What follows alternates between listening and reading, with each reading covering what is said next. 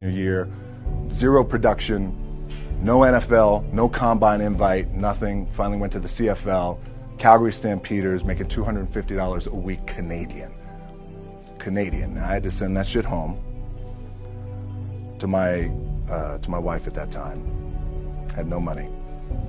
So I remember that. When I got cut from Canada, I had $7 in my pocket. And I always tell that story. So now my production company is $7.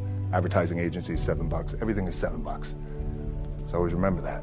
What helps me is to keep the hard times in the front of my mind, because it allows me to go into these big moments that I've worked my ass off, and you guys have worked your ass off. It allows me to go into these big moments with a different perspective.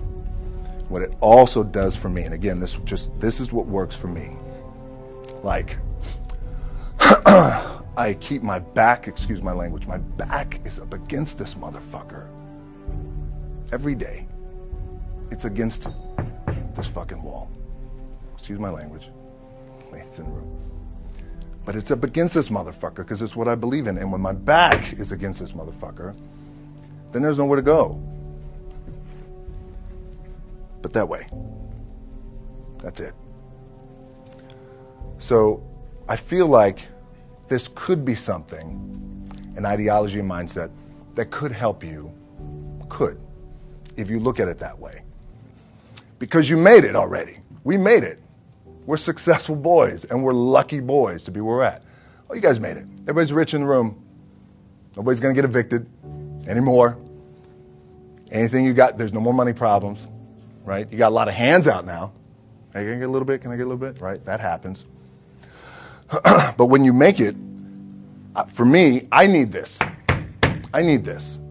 So every day, my back is up against this motherfucker, and this is how I operate. Now, doesn't mean you don't smile, doesn't mean you don't laugh and joke, right? You're happy, I'm a happy guy. But when it comes to business, and when it comes to executing, it's up against this. And I gotta go that way. And I don't give a fuck who is in front of me.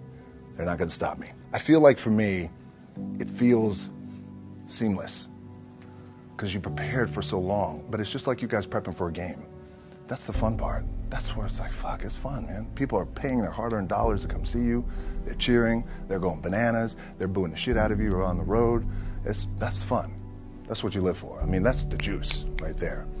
The prep is where the character's made. And I just don't mean the character I play, I mean the character in here.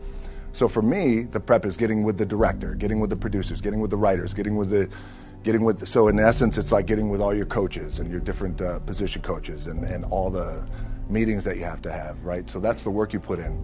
The key for me was, where does it start? What's the anchor? What's the anchor? So I could have all these ambitions, and you guys have all these ambitions, which is great.